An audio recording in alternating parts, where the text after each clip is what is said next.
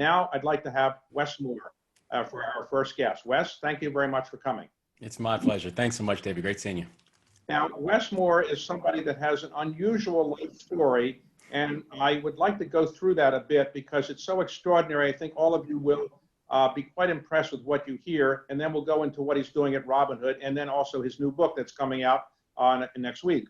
So first, Wes, you were born in Baltimore, is that right? Yeah, I'm a Maryland guy, and where most of my family still is. Okay, so you're born in Baltimore, but at the age of 4, your mother took you to New York where she thought that was a better place to raise you. Is that correct?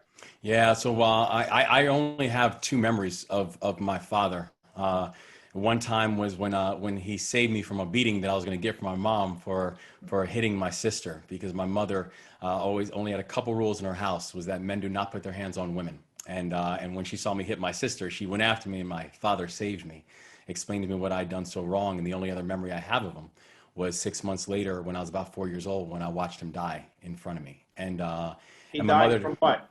he died from something called acute epiglottitis, which is a virus where essentially all of us have an epiglottis in our throat. Every time we breathe or chew, the epiglottis goes up. It allows air into your windpipe. Acute epiglottitis is essentially where the epiglottis becomes so swollen that it is so heavy that it just sits on top of your windpipe. So essentially, his body suffocated itself. And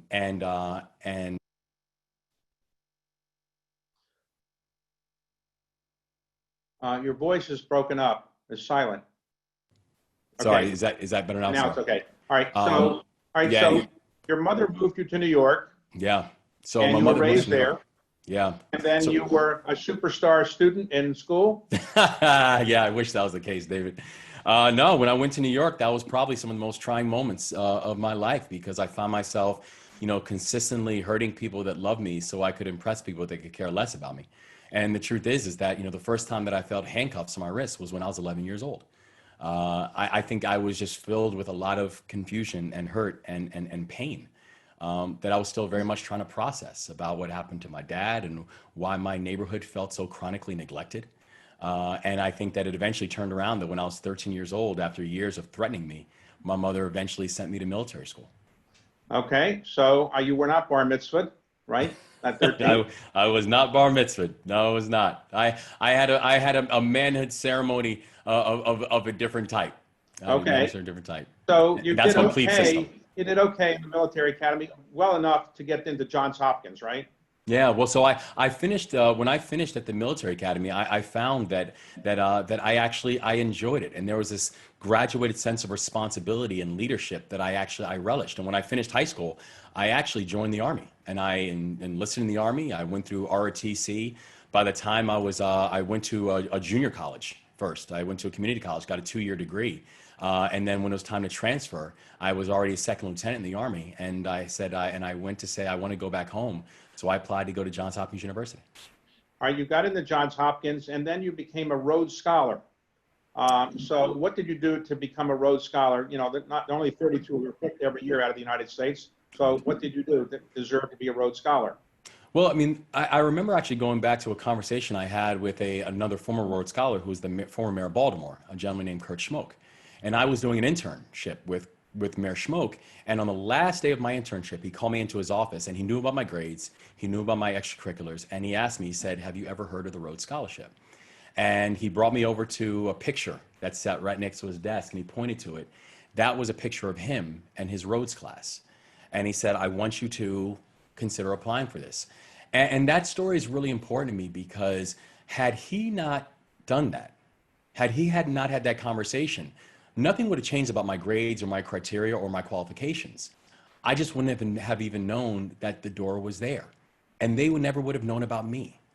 And it was the importance of the fact that in that moment, he shed a light that now has helped to light a path for the remainder of my career. But it was that moment that helped to do it. So you got a Rhodes Scholarship, you went to Oxford, and after that, did you go to law school or business school or something? Or what did you do right afterwards? Right after that, I actually went into the investment world, because I'm really I have more of a quantitative mind than a qualitative mind. But I remember actually I was in London and I was working in finance, And I got a phone call from a buddy of mine, a guy who's now General Mike Fenzel. At that time, he was Major Mike Fenzel in the Army. And, I enlisted in the service. I was a paratrooper. I'd done all my training, but now this was 2002 and 2003, actually. And many of the soldiers I trained with were now on their second and third deployments. And I'd never deployed. And he called me up one day and he said something to me where he said, "When are you going to join the fight?" And it was indicting to hear that from my dear friend, because I knew exactly what he meant. And I remember thinking about it and praying on it. And I literally went back 2 days later, and I went back to my job in finance, and I told them that I was called up. I wasn't called up. I did a by name request, and I joined back with the 82nd Airborne Division, and went over to deploy with them. So you joined the 82nd Airborne, and then you went to Afghanistan? We did, yes. Now, did your mother, weren't you worried that? Yeah. I think, there was definitely the worry. In fact, that's one of the reasons why I told my family that it was a call up, because had they known I actually volunteered to do it, it probably would have been a very different conversation. But the thing that I went over there was that level of fear that they all had. But I also knew that for me, it was the right decision. And I think about my time over there, where I saw some of the greatest acts of heroism that I've ever witnessed in my life. I mean, I'm still in awe of the men and women that I served with. And when I thought about the conflict that was going on over there, I remember at that time in 2005, it was all Iraq. All the news was Iraq. And so in some ways, when I told people that I was going to Afghanistan, they're like, well, at least it's not Iraq. Without realizing that the first time that we got into, had shots on, was my second day there. So you realize very quickly that Afghanistan was a much hotter spot than people understood at that time. So you survived Afghanistan, and you came back to the United States, and you were selected as a White House Fellow. Is that right? That's correct. Yeah. And you worked for Condoleezza Rice? I did, which was a remarkable experience. And specifically coming back after deployment to do that, where you spend a year seeing how policies are implemented, and then you come back the next year to see how policies are made. And you realize not just the power of the folks who are making the policy, but also, frankly, in many ways, the disconnect between policies that are made and policies that are implemented. And I think the ability to be there and frankly to work for a person in Secretary Rice and also people like Dina Powell who didn't just involve me, but who really were genuinely curious about my experiences deployed overseas and wanted to incorporate that into how we thought about policy. That was really meaningful to me. Okay, so eventually you went into the finance world, but then about 4 years ago, somebody said to you, why don't you become the president of Robin Hood Foundation? Yeah. So didn't you tell people that you were already going to do things in the finance world? You'd already served your country and you'd done enough, or you didn't say that? No, I didn't say that. But what's interesting is that my first reaction when Robin Hood approached me, my first reaction actually was no. And I gave them 3 reasons. I said, one is I live in Baltimore. So I don't know how you're going to lead an organization that's based in New York. The second piece was I told them that I'm enjoying the work that I'm doing now, and the third piece was I said I've been critical of philanthropy in the past, and the person who was leading the chairing the search committee at that time, he said no, he said we've done our diligence, we've seen it, and it's pretty public because it's all over YouTube that I'm pretty critical of philanthropy. And he said something that really stuck with me. He said, but what if I told you that we actually think many of the things that you said are right? And that's actually why we wanted to talk to you. Okay. And that became a really interesting opportunity for me that I don't believe in charity. I believe in change. And I believe that the role of organizations like Robin Hood is to really be change agents and use all muscles and tools at our disposal to be able to drive that in our society. Now, Robin Hood is focused on New York City. It's about 30 years old now. But what does it mainly do in New York City? Yeah, so Robin Hood is now 32 years old and really had a core focus of saying, how do we end poverty as we know it?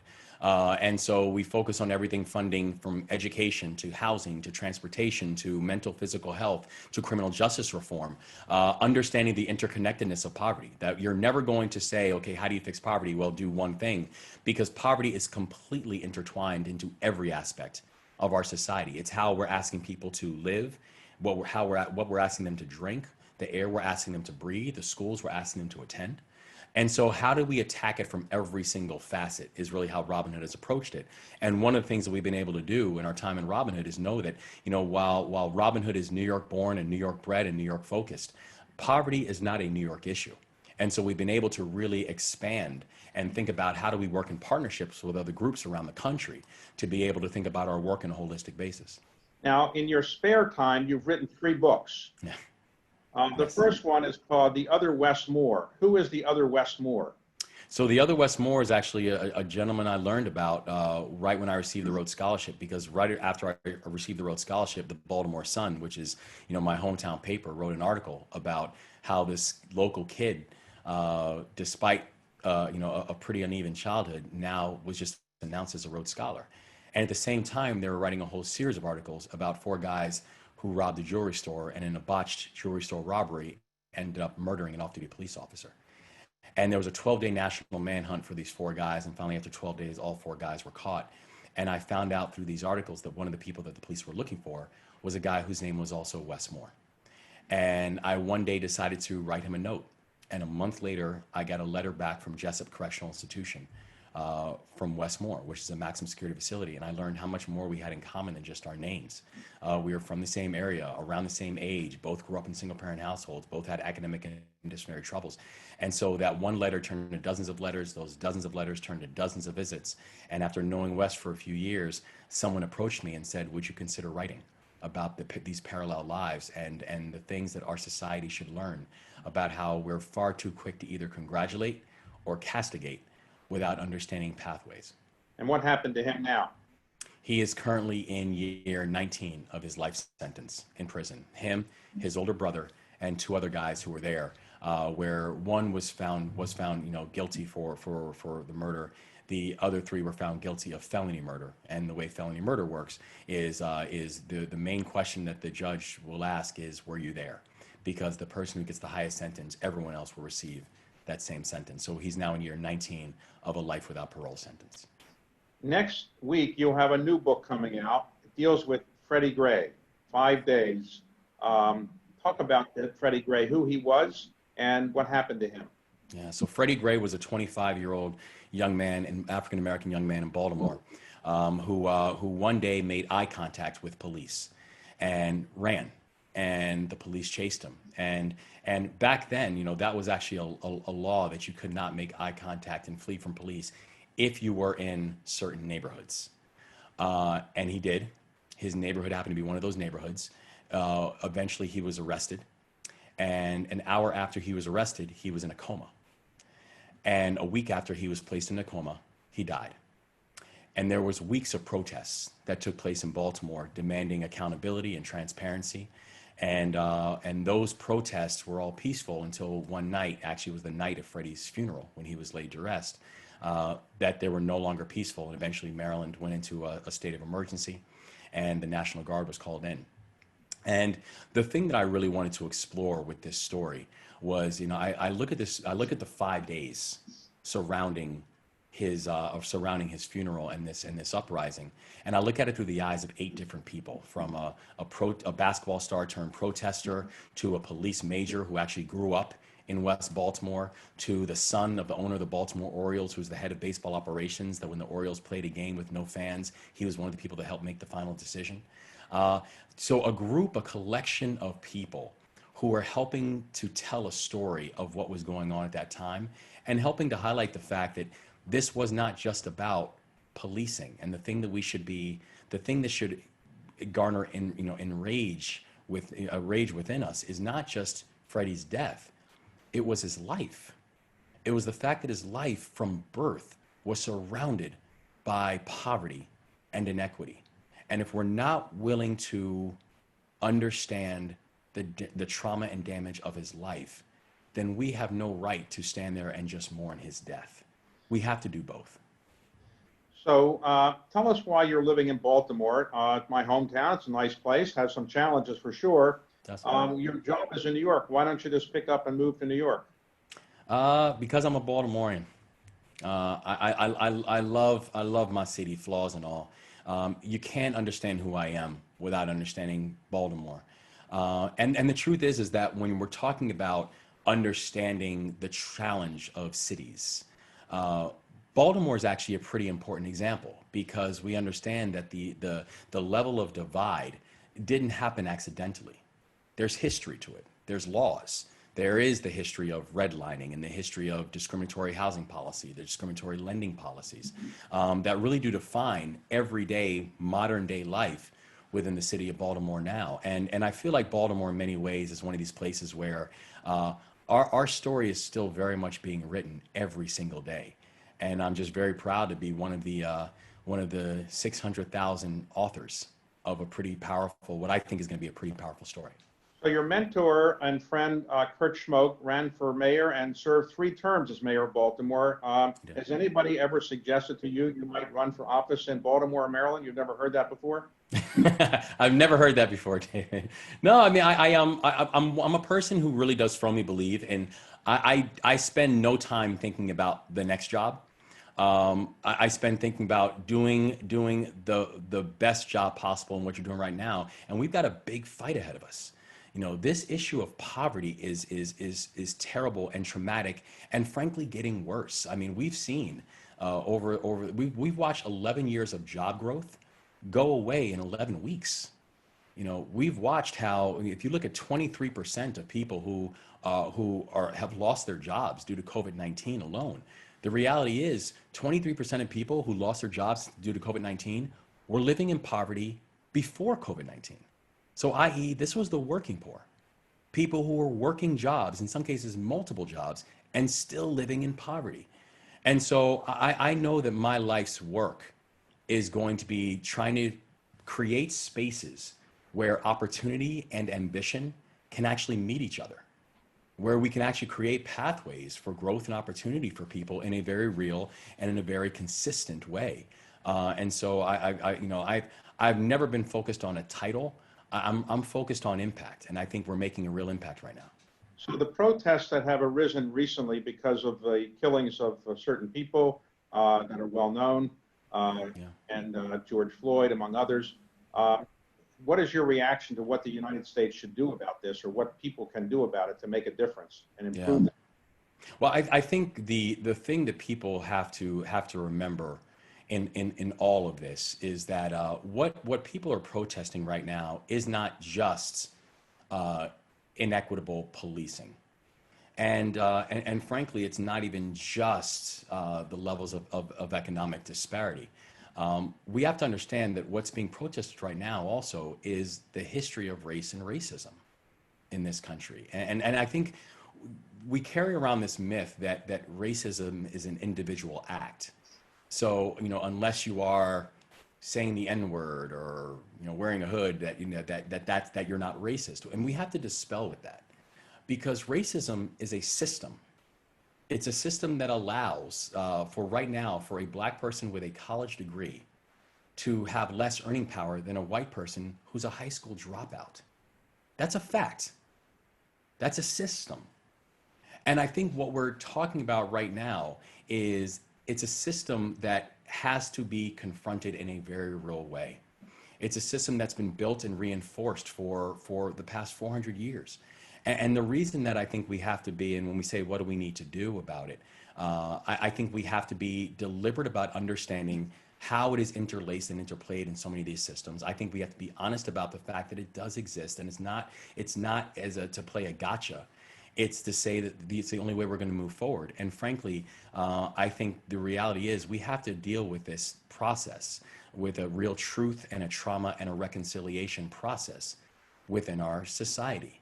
You know, we've watched other countries that have been able to look at some of their greatest pains and to be able to be honest about them. And whether it's South Africa or Chile, whether it's Northern Ireland or what Canada just pulled off with their Reconciliation Commission, the history of race goes back as far as the history of this country.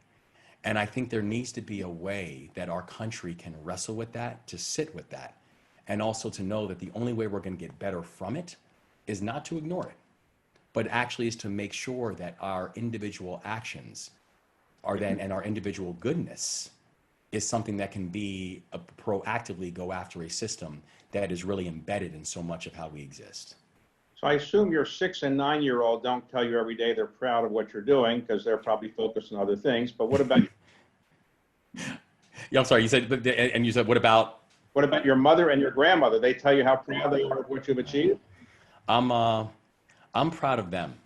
I mean, my grandfather was the first one in my family born in this country. He was born in Charleston, South Carolina, and when he was 4 years old, his father, my great-grandfather, who's a minister, was run out of the country by the Ku Klux Klan because he was too vocal. And the majority of my family vowed to never come back to this country.